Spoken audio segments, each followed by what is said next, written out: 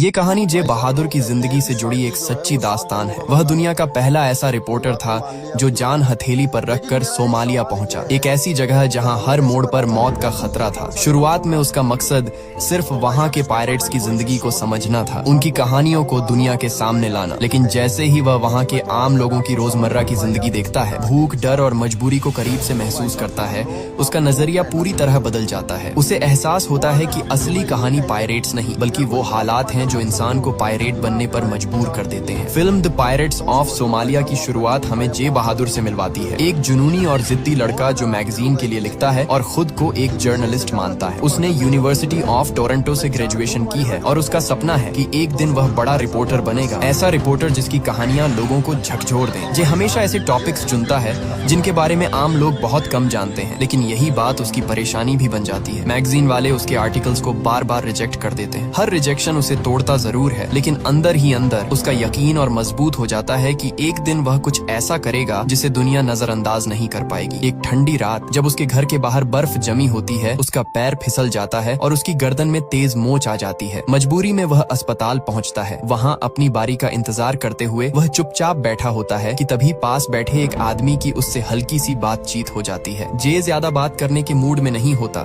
लेकिन जैसे ही वह आदमी अपना नाम सिमोर टॉलमिन बताता है, जे चौंक जाता है। यह वही मशहूर रिपोर्टर है जिसकी लिखी हर कहानी, हर आर्टिकल जे बड़े चाव से पढ़ चुका है। जे उत्साह में उससे कह बैठता है कि वह उसका बहुत बड़ा फैन है और आज तक उसका लिखा सब कुछ पढ़ चुका है। टॉलमिन मुस्कुराकर कहता है कि यह जानकर अच्छा लगा कि आज की पीढ़ी अब भी अखबार और मैगजीन पढ़ती है। जे थोड़ा हिचकते हुए अपनी कहानी सुनाता है कि वह भी आर्टिकल्स लिखता है, लेकिन ज्यादातर रिजेक्ट हो जाते हैं। वह बताता है कि जैसे ही वह हार्वर्ड से अपनी मास्टर्स पूरी करेगा, वह किसी बड़ी मैगजीन या न्यूज़पेपर में काम करेगा और तब लोग उसे भी जानेंगे। उस पल जे को लगता है कि शायद किस्मत ने पहली बार उसके सपने की तरफ एक छोटा सा दरवाजा खोल दिया है। अगली सुबह वह अपने दोस्त से साफ कह देता है कि उसने फैसला कर लिया है, वह अपना देश छोड़कर सोमालिया जाएगा। उसका दोस्त उसे रोकने की कोशिश करता है और कहता है कि वहाँ के पायरेट्स इंटरव्यू देने से पहले ही गोली मार सकते हैं। इसी बीच टीवी पर ब्रेकिंग न्यूज चलती है कि सोमालिया के पायरेट्स ने एक और अमेरिकन जहाज पर कब्जा कर लिया है और पूरे क्रू को बंधक बना लिया गया है। ये खबर सुनकर जे के अंदर डर की एक लहर दौड़ जाती है। एक पल के लिए वह खुद से सवाल करता है कि क्या उसे सच में सोमालिया जाना चाहिए, लेकिन अब बहुत देर हो चुकी होती है। वह अपने फैसले के बारे में सबको बता चुका होता है और हर तरफ यह बात फैल चुकी होती है कि जे बहादुर सोमालिया जाकर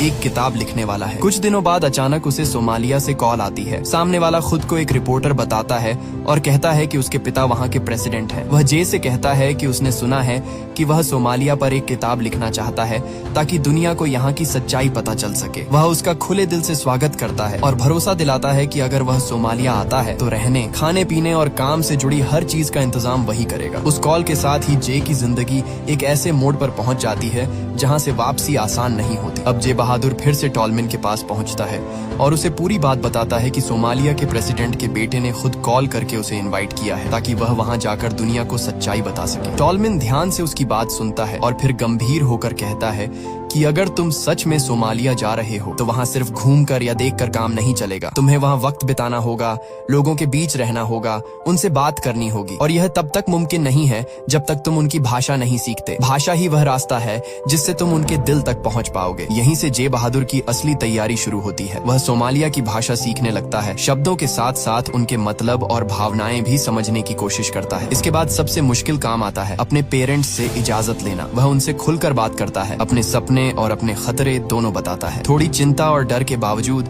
उसके माता पिता उसे जाने की परमिशन दे देते हैं। कुछ ही वक्त में जे अपना सामान बांध लेता है और सोमालिया के लिए निकल पड़ता है। जब उसका प्लेन सोमालिया में लैंड करने वाला होता है तो वह खिड़की से नीचे देखता है। अचानक उसकी आंखों के सामने एक खौफनाक मंजर आता है। कुछ आतंकवादी एक रिपोर्टर को बेरहमी से मार देते हैं। वह सिहर उठता है। फिर वह प्लेन के अंदर देखता है जहां कई और रिपोर्टर बैठे होते हैं, लेकिन अगले ही पल सब मारे जा चुके होते हैं। उनके हाथों में वे आर्टिकल्स होते हैं जो उन्होंने सोमालिया पर लिखे थे। डर के मारे उसका दिल जोर जोर से धड़कने लगता है और तभी उसकी आंख खुल जाती है। वह हड़बड़ाकर उठता है। ये सब एक सपना था। वह राहत की सांस लेता है और देखता है कि उसके आसपास असल में आम सोमालियन बैठे हुए हैं। कुछ ही देर में प्लेन लैंड करता है और जे बहादुर सोमालिया की धरती पर कदम रखता है। एयरपोर्ट पर उसे रिसीव करने के लिए एक आदमी आता है जिसका नाम अब्दी होता है। वह बाइलिंगुअल है, अपनी भाषा के साथ साथ इंग्लिश भी बहुत अच्छे से बोलता है, इसीलिए जे को उससे बात करने में कोई दिक्कत नहीं होती। रास्ते में अब्दी उससे पूछता है कि वह इतनी दूर यहाँ क्यों आया है, क्योंकि आज से पहले कोई रिपोर्टर यहाँ तक आने की हिम्मत नहीं करता। जे साफ कहता है कि वह यहाँ के पायरेट्स के बारे में जानना चाहता है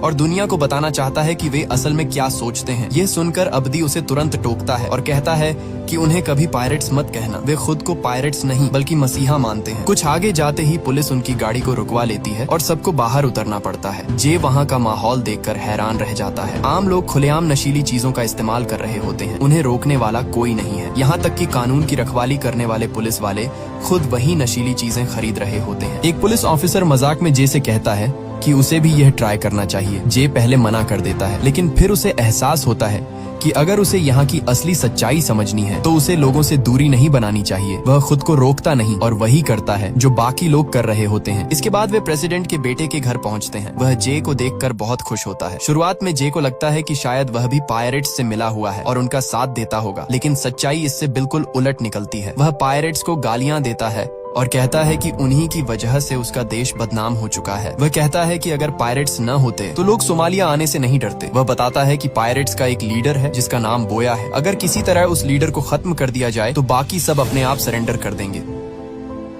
लेकिन यह काम कहना जितना आसान है, करना उतना ही मुश्किल। इसके बाद वह जे से कहता है कि वह उसे अपने पिता यानी देश के प्रेसिडेंट से मिलवाना चाहता है। दोनों गाड़ी में बैठकर प्रेसिडेंट के घर की तरफ निकल पड़ते हैं। रास्ते में वह एक और सच्चाई बताता है कि पायरेट्स का लीडर आम लोगों के लिए हीरो है, क्योंकि वह जो भी लूटता है उसका एक हिस्सा गरीबों में बांट देता है। लोगों को लगता है कि वह उन्हीं की मजबूरी और हालात की वजह से लुटेरा बना है, इसी वजह से वे सब उसका साथ देते हैं। वह यहाँ का रॉबिन हुड बन चुका है। आखिरकार वे प्रेसिडेंट के घर पहुँचते हैं, जहाँ प्रेसिडेंट खुद जे बहादुर का स्वागत करता है। वह दिल खोलकर अपने देश के हालात बताता है। वह कहता है कि हालात इतने खराब हैं कि वह खुद भी यहाँ नहीं रहना चाहता था और अपने परिवार के साथ ऑस्ट्रेलिया जाना चाहता था, लेकिन लोगों ने उसे रोका क्योंकि उन्हें लगा कि सोमालिया को उसकी जरूरत है। वह बताता है कि उसका सपना है कि सोमालियन पढ़ें, स्कूल और कॉलेज जाए ताकि देश आगे बढ़ सके। लेकिन हकीकत ये है कि ज्यादातर माँ बाप अपने बच्चों को पढ़ाना ही नहीं चाहते। उनका एक ही सपना होता है कि बड़े होकर उनके बच्चे पायरेट्स बने। प्रेसिडेंट भारी आवाज में कहता है कि जब तक लोगों का माइंडसेट नहीं बदलेगा तब तक यह देश आगे नहीं बढ़ सकता। वह जे की तरफ देखता है और कहता है कि तुम्हें अपनी किताब जल्दी लिखनी होगी। फिर अचानक सवाल करता है, क्या तुमने अपनी किताब का नाम सोचा है? जे बहादुर साफ कह देता है कि उसने अभी तक अपनी किताब का नाम नहीं सोचा है। इसके बाद अब्दी उसे उस जगह पर ले जाता है जहां उसके रहने का इंतजाम किया गया होता है। चारों तरफ हथियारबंद पहरा होता है ताकि उसकी जान को किसी तरह का खतरा न हो। वहीं उसके लिए खास तौर पर इंटरनेट भी लगवाया जाता है, क्योंकि सोमालिया में आम तौर पर इंटरनेट मौजूद ही नहीं है। अब्दी उसे सख्त लहजे में समझाता है कि किसी भी हालत में बाहर नहीं निकलना है। अगर पायरेट्स को जरा सी भी भनक लग गई कि कोई बाहर का आदमी यहाँ रिपोर्टिंग के लिए आया है तो वे उसे बिना सोचे समझे मार देंगे। अगली सुबह जब जे उठता है तो खिड़की खोलकर बाहर झांकता है। नीचे उसे आम लोग दिखाई देते हैं और उन्हीं के बीच एक लड़की भी नजर आती है। तभी पीछे से अब्दी उसे देख लेता है और तुरंत बताता है कि उस लड़की का नाम मारिया है। वह उसे चेतावनी देता है कि गलती से भी दोबारा उसकी तरफ मत देखना। वह एक बेहद मशहूर लुटेरे की पत्नी है जिसने पूरे सोमालिया में कई शादियां कर रखी हैं। उसकी सभी पत्नियां नशीले पदार्थ बेचने का काम करती हैं, जिन्हें वहाँ खाद कहा जाता है। जे कह देता है कि वह मारिया का इंटरव्यू लेना चाहता है। ये सुनकर अब्दी सख्त हो जाता है और समझाता है कि ऐसा करने की कोशिश भी की तो उसकी जान चली जाएगी। फिर वह कहता है कि आज वह उसे बोया के पास ले जाएगा, जो सभी पायरेट्स का लीडर है। अगर इंटरव्यू लेना है तो उसी से लेना होगा। थोड़ी ही देर में वे उस जगह पहुंच जाते हैं जहां बोया रहता है। चारों तरफ हथियारों से लैस पायरेट्स होते हैं। माहौल इतना डरावना होता है कि जे के हाथ पैर ठंडे पड़ जाते हैं। वह अब्दी से धीमी आवाज में कहता है कि अगर उसे कुछ हो जाए तो उसकी बॉडी उसके घर तक पहुंचा देना। अब्दी उसे भरोसा दिलाता है कि उसे कुछ नहीं होगा, क्योंकि वह उनकी इजाजत से आया है। जब वे बोया के सामने पहुंचते हैं तो जे उससे सवाल पूछना शुरू करता है। हैरानी की बात यह होती है कि बोया उसके हर सवाल का बेझिझक जवाब देता है। जे जानना चाहता है कि वे सब मिलकर इतने बड़े बड़े कार्गो शिप्स को कैसे लूट लेते हैं। बोया बड़े आराम से सब कुछ समझाता है। उसे लगता ही नहीं कि वह कोई गलत काम कर रहा है, इसलिए उसे कुछ छुपाने की जरूरत भी नहीं महसूस होती। बातचीत के अंत में बोया जे से नशीला पदार्थ मांगता है। जे सच बता देता है कि उसके पास कुछ भी नहीं है। ये सुनते ही बोया बिना कुछ कहे वहाँ से उठकर चला जाता है। कि जाते ही अब्दी गुस्से में जे से पूछता है कि उसने यह क्या कर दिया। जे कहता है कि उसे पता ही नहीं था कि इंटरव्यू के बदले कुछ देना भी पड़ता है। इसके बाद दोनों वापस लौट आते हैं। कुछ देर बाद जे फिर से अपनी खिड़की से बाहर देखता है और उसे मारिया दिखाई देती है। वह अचानक खिड़की से कूदकर उसके पास चला जाता है। हैरानी की बात यह होती है कि मारिया भी उससे बात करके खुश होती है। वह फर्राटेदार इंग्लिश बोलती है। जे उससे पूछता है कि उसने इंग्लिश कहाँ से सीखी। मारिया बताती है कि वह बहुत सारी इंग्लिश फिल्में देखती है और वहीं से उसने भाषा सीखी है। वह ये भी कहती है कि फिल्मों में हमेशा सोमालिया को गलत तरीके से दिखाया जाता है। वहाँ के आम लोगों की जिंदगी कभी नहीं दिखाई जाती, जबकि हकीकत बिल्कुल अलग है। वह जे को बताती है कि जब से वह यहाँ आया है हर कोई उसी की बातें कर रहा है, क्योंकि लोगों को उम्मीद है कि वह उनकी असली कहानियां दुनिया तक पहुंचाएगा। ये सुनकर जे को भी लगने लगता है कि वह सच में कुछ सही कर रहा है। इसके बाद जे मारिया से खाद खरीदता है और फिर से बोया के पास पहुंचता है। इस बार वह उसे नशीला पदार्थ देता है और बदले में ढेर सारे सवाल पूछता है। बोया सब कुछ खुलकर बताता है और जे हर बात रिकॉर्ड कर लेता है। अब उसके पास इतना मटेरियल जमा हो जाता है कि वह कई आर्टिकल्स लिख डालता है। वह एक लड़की के जरिए अपने आर्टिकल्स पब्लिशर्स तक भिजवाता है, लेकिन जल्द ही उसे जवाब मिलता है कि उसके लिखे आर्टिकल्स किसी को पसंद नहीं आ रहे। पब्लिशर्स कहते हैं कि दुनिया को यह सब नहीं चाहिए, उन्हें कुछ ऐसा चाहिए जो बिक सके। वे सुझाव देते हैं कि अगर वह पायरेट्स को रिकॉर्ड करके भेजे तो उसे पैसे मिल सकते हैं। दरअसल जे ने अब तक सोमालिया के आम लोगों पर लिखा होता है जो वेस्ट के लोगों को दिलचस्प नहीं लगता। वे सिर्फ पायरेट्स देखना चाहते हैं। जे को पैसों की जरूरत भी होती है और यह जानकर वह अंदर से टूट जाता है कि जो सच्चाई वह अब तक लिखता आया है उसकी किसी को परवाह ही नहीं। जे बहादुर टूटे मन से अब्दी के पास जाता है और उसे बता देता है कि उसने सोमालिया के बारे में जो भी आर्टिकल्स लिखे थे उनमें से किसी को भी पसंद नहीं किया गया। वह खुद को कसूरवार मानते हुए कहता है कि वह उनकी उम्मीदों पर खरा नहीं उतर पाया। अब्दी उसे शांत करते हुए कहता है कि इसमें उसकी कोई गलती नहीं है। वह पहला रिपोर्टर है जो यहाँ तक पहुँचा जिसने उनके साथ पूरे 3 महीने बिताए। उसने जो भी करने की कोशिश की वह ईमानदारी से की। अब यह दूसरों पर है कि वे उनकी कहानी सुनना चाहते हैं या नहीं। जे बहादुर साफ कहता है कि वह हार मानने वालों में से नहीं है। वह अब भी काम करना चाहता है, लेकिन सबसे बड़ी परेशानी ये है कि उसके पास पैसे खत्म हो चुके हैं। अगर उसे पैसे नहीं मिले तो वह कभी यहाँ से निकल भी नहीं पाएगा। तभी वह अपना आइडिया बताता है। वह कहता है कि वह पायरेट्स की वीडियो बनाएगा जिसके बदले उसे पैसे मिल सकते हैं। उन्हीं पैसों से वह यहाँ से निकलेगा और वापस जाकर उन सभी कहानियों को पब्लिश करवाएगा जो उसने सोमालिया के आम लोगों के बारे में लिखी है। अब्दी उसे चेतावनी देता है कि यह काम बेहद खतरनाक है और इसमें उसकी जान भी जा सकती है, लेकिन जे कह देता है कि इसके अलावा उसके पास कोई दूसरा रास्ता नहीं है। वह गेरार्ड से मिलना चाहता है जो एक बड़ा पायरेट है और मारिया का पति भी है। सबसे पहले वह मारिया के पास जाता है और गेरार्ड के बारे में पूछता है। मारिया मुस्कुराकर बताती है कि जब भी उससे मिलो उसके कपड़ों की तारीफ जरूर करना, क्योंकि उसे लगता है कि वह सबसे अलग और सबसे बेहतर कपड़े पहनता है। कुछ ही देर में जे और अब्दी गेरार्ड के पास पहुंच जाते हैं। सामने आकर जे की हिम्मत जवाब दे देती है। गेरार्ड इतना सनकी और खतरनाक इंसान होता है कि जे कैमरा निकालने की हिम्मत नहीं कर पाता। वह जो कुछ भी बोलता है जे चुपचाप अपनी नोटबुक में लिखता जाता है। अब तक उसके पास इतना डेटा इकट्ठा हो चुका होता है कि वह अपनी किताब पूरी कर सके। जे अब्दी से कहता है कि वह यहाँ से निकलना चाहता है, लेकिन अब्दी उसे बताता है कि इसके लिए उसे प्रेसिडेंट के बेटे को $500 देने होंगे, क्योंकि अब तक उसकी जो मेहमान नवाजी हुई है ये उसकी कीमत है। जे मजबूरी में बताता है कि नशीले पदार्थ खरीदने में उसके सारे पैसे खत्म हो चुके हैं। वह वादा करता है कि जैसे ही की किताब पब्लिश होगी वह पैसे भेज देगा, लेकिन परेशानी यह होती है कि अब्दी के पास भी पैसे नहीं होते। इसी बीच अब्दी को पता चलता है कि एक शिप यहाँ से जाने वाला है जिसके जरिए वह जे को बाहर भेज सकता है। यही एक मौका होता है। अब्दी जे को साथ लेकर यहाँ से निकल पड़ता है। रास्ते में वे एक दूसरे शहर पहुँचते हैं। वहाँ जे कई लोकल लोगों से मिलता है, उनकी कहानियां सुनता है। हर कोई चाहता है कि उसकी किताब में उनका जिक्र हो। एक महिला उसे बताती है कि बाढ़ में उनके सारे स्कूल बह गए थे और उसके बाद कभी दोबारा बनाए ही नहीं गए। ये सुनकर जे का दिल बैठ जाता है। इन हालात को देखकर उसे और यकीन हो जाता है कि इन लोगों की कहानी दुनिया तक पहुंचना बहुत जरूरी है। इसके बाद वे आगे बढ़ते हैं और उन पायरेट्स तक पहुंच जाते हैं जिनके साथ जे यहाँ से जा सकता है। जे जानता है कि अगर उसने इन्हें रिकॉर्ड कर लिया तो उसे $1000 मिल सकते हैं। वह मौके का फायदा उठाते हुए बड़ी चालाकी से गाड़ी से उतरता है और रिकॉर्डिंग शुरू कर देता है। पायरेट्स तुरंत उस पर बंदूक तान देते हैं। कुछ सेकंड जिंदगी और मौत के बीच लटके होते हैं। किस्मत उसका साथ देती है। वे उसे गोली नहीं मारते और बस इतना कहते हैं कि अगली सुबह वे उसे अपने साथ ले जाएंगे। अगली सुबह जब जे बहादुर की आंख खुलती है तो वह देखता है कि पायरेट्स वहां से जा चुके हैं। दरअसल उन्हें शक हो गया होता है कि जे कोई जासूस है, इसलिए वे उसे अपने साथ नहीं ले जाते। जे अपनी किताब पूरी कर चुका होता है, लेकिन उसके पास वापस जाने के पैसे नहीं होते। कुछ दिनों बाद उसके पिता का कॉल आता है। वह बहुत घबराए हुए होते हैं क्योंकि हाल ही में पायरेट्स ने कैप्टन फ्लिप के जहाज पर हमला किया था, जिसमें 3 सोमालियन मारे गए और 1 को पकड़ लिया गया था। इसके बाद सोमालिया की तरफ से अमेरिका को साफ चेतावनी दी जाती है कि अगर उनके देश में कोई भी विदेशी मिला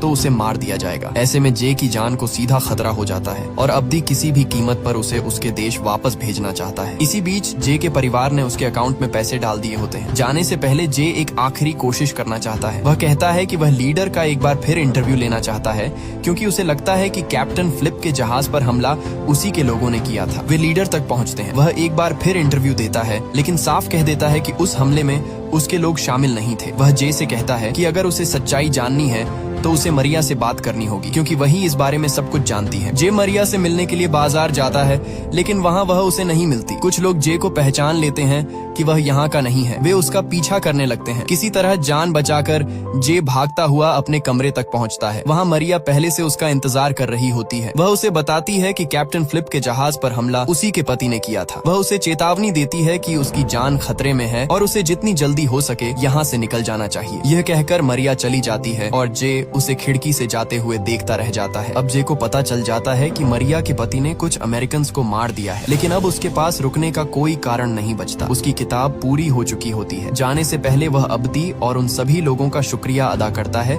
जिन्होंने हर कदम पर उसकी मदद की थी। उसे यह भी पता चलता है कि प्रेसिडेंट ने पायरेट्स के लीडर को गिरफ्तार करवा दिया है। सबको अलविदा कहकर जे बहादुर आखिरकार अपने देश के लिए निकल जाता है। जैसे ही उसके मोबाइल में नेटवर्क आता है, वह देखता है कि सैकड़ों मैसेज पड़े हुए हैं। ये सभी न्यूज चैनल्स के होते हैं। हर कोई उससे वही इंटरव्यू चाहता है जो उसने मरिया के पति जिराड का लिया था, जिसके लोगों ने कैप्टन फ्लिप के जहाज पर हमला किया था। 8 पब्लिशर्स के मैसेज भी आते हैं जो उसकी किताब छापने के लिए तैयार होते हैं और बदले में उसे मोटी रकम ऑफर करते हैं। जिस काम के लिए वह सोमालिया गया था, उसमें वह आखिरकार कामयाब हो चुका होता है। लोग अब उसके काम को जानना चाहते हैं। कुछ ही समय में उसकी किताब पब्लिश होती है और उसी साल बेस्ट सेलर बन जाती है। 2013 में CSIS उसे बुलाती है ताकि वह सोमालिया की सच्चाई दुनिया के सामने रख सके। जे बताता है कि सोमालिया के आम लोग जंग नहीं चाहते। वे बस चाहते हैं कि उनके कल्चर को, चाहे वह कितना ही जटिल क्यों न हो, समझा जाए और उनकी नजर से देखा जाए। तभी दुनिया और सोमालिया के बीच शांति मुमकिन है। उसकी बातें सुनी जाती हैं